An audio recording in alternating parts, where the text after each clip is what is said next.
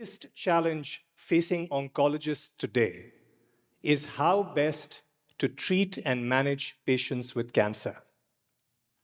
Which cancer patients have more aggressive disease and hence will benefit from more aggressive treatments like chemotherapy?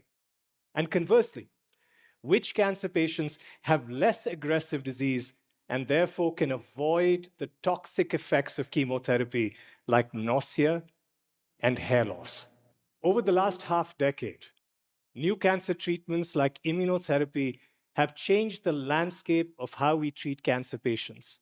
And yet, only 25% of these patients will actually respond to these treatments. These treatments are also very expensive, costing north of $200,000 per patient per year. These expensive treatments are directly responsible for the issue of financial toxicity that we have in the United States.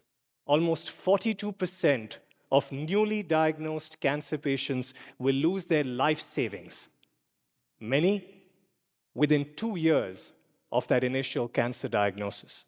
Despite all the technological advancements of the 21st century, cancer physicians today still rely on relatively crude tools for risk stratification. The vast majority of risk calculators used to assign risk and hence aggressiveness of a tumor for an individual cancer patient still rely on features like cancer stage, which, while helpful, are still far from perfect. Many cancer patients assigned the same cancer stage will not respond or benefit in the same manner to the same treatments. The problem is the huge heterogeneity of the disease, even within cancer patients with the same stage.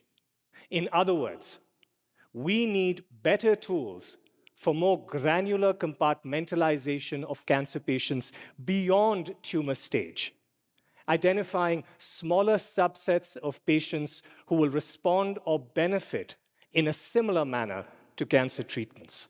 Over the last 2 decades, there have been a slew of molecular and genomic-based tests to identify which cancer patients have more aggressive disease and hence can benefit from more aggressive treatments like chemotherapy. And conversely, which patients have less aggressive disease and hence can avoid the toxicity of these therapies. The problem is that these tests are complex, involve destructive testing of tissue, and cost thousands of dollars per patient, putting them well beyond the realm of most cancer patients in low and middle income countries, like my native country of India. When I was in my teens, a very dear aunt of mine passed away on account of breast cancer. I was working on my undergraduate degree in biomedical engineering, and my young aunt's death had a profound impact on me. I decided then that I had to do something with my training in biomedical engineering to alleviate the suffering that cancer causes in cancer patients and their loved ones. That initial inflection point led me to a PhD in bioengineering at the University of Pennsylvania, where I began to apply AI to CAT scans and MRI scans of cancer patients to develop new methods for detection of the disease. I met Dr. Michael Feldman, a pathologist at the university. Michael introduced me to the world of digital pathology, where high-resolution digital images were being created from tissue glass slides and then examined. When I told Mike about the work I was doing with AI and medical imaging, he asked me, "Would you like to try to develop an algorithm that can analyze these digital pathology images to identify the cancer?" I took up the challenge. A couple of weeks later, I emailed Mike and asked him whether he might have the time to look at the results I had generated. I remember Mike's jaw dropping when he saw this. The AI is detecting prostate cancer on the image slides he had given me. "We have to get a beer," he said. It was 8:30 a.m. on a Monday morning. But perhaps more than anything, it was at that moment that I realized that the work I was doing was important and could make a tangible impact on the lives of physicians and their critically ill patients. Today, I continue to harness the power of AI to further the field of precision medicine. Throughout my research career, I kept coming back to breast cancer. This was the disease that had killed my young aunt. From my oncologist colleagues, I learned that most women with early-stage breast cancer would have a good prognosis. The challenge was how best to manage and treat women with breast cancer. Many women with early-stage breast cancer did not need chemotherapy. They could avoid the nausea and the critically toxic side effects. A small subset of women did need the chemo. The question, of course, was how to identify those women who would receive the added benefit of chemotherapy and those women who could safely avoid it. This was the moment that I realized that perhaps the AI could be used with tissue biopsy images, not just to inform on whether the cancer was present or not, but more critically, to identify the aggressiveness of the disease and predict response to treatment. Ongoing research in our group is focused on using AI to identify patterns from tissue biopsy images, to identify which women with breast cancer have more aggressive versus less aggressive disease. We recently looked at a group of women for whom the existing molecular test indicated could avoid chemotherapy and its toxicity. The AI was able to identify 12% of women within this group who would have benefited from chemotherapy despite the toxicity. We also looked at a group of women for whom chemotherapy was recommended by the existing molecular test. Stunningly, the AI was able to identify 58% of women who could avoid chemotherapy and its toxicity. The big advantage of AI tools like this is that compared to expensive molecular tests, they cost pennies on the dollar, do not destroy any tissue, and with a cloud-based implementation can be used to generate results almost instantaneously that can then be sent back to the ordering physician anywhere on the planet, be she in Atlanta, Mumbai, or Lagos. The only requirement is that the ordering lab or hospital have access to a slide scanner to digitize the slides. This technology is becoming more and more commonplace and economical. Another area where AI can have an impact is in lung cancer.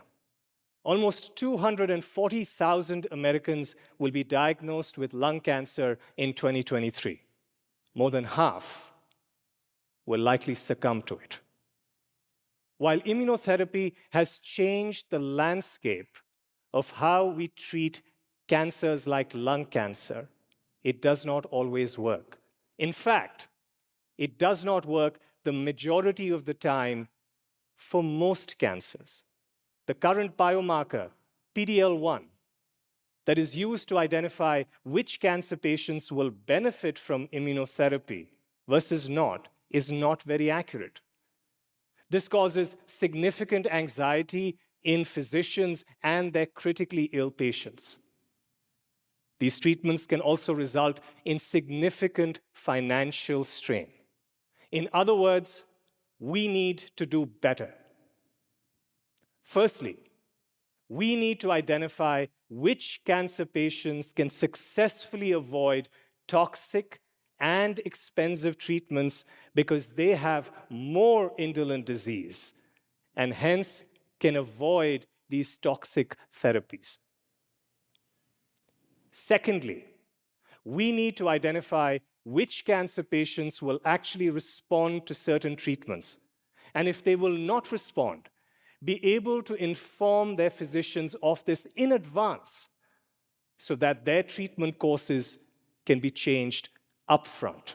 Our group has been developing novel and interpretable AI tools that can quantitatively characterize the twistedness of tumor-associated vessels in order to evaluate which cancer patients will respond to immunotherapy and which patients will not. Specifically, we have recently shown that quantitative measurements of vessel twistedness, as determined by the AI on routine CAT scans, can predict which tumors are going to respond versus not. The more twisted the vessels, the less likely they are to respond. The smoother the vessels, the more likely they are to respond to immunotherapy. Perhaps even more intriguingly, when we looked at a group of tumors for whom the expression of PD-L1 was low, in other words, those tumors where the current clinically employed biomarker suggested non-responsiveness to immunotherapy, the AI was able to identify a subset of patients within this group who were actually likely to do well. Overdiagnosis and overtreatment of cancers today is resulting in a large number of cancer patients being subjected to unneeded toxicity and facing financial hardship. AI with routinely acquired data like CAT scans and tissue biopsy images can enable better risk stratification and prediction of response and benefit to cancer treatments. Although the data shown in this talk today is retrospective, that is, it came from patients who had been previously treated, the good news is that the AI is being used in clinical trials and is being employed in cancer patients who are currently being treated. We're already seeing that the AI is predicting treatment responsiveness. My team and I envision that the results from these clinical trials will pave the way for a world where physicians and their patients are able to use more precise data in their fight against this deadly disease across the globe. A world where someone's loved one, be it an aunt, a sister, or a husband, can not only benefit from early detection, but also receive courses of treatments that can give them the best fighting chance with the least toxic effects.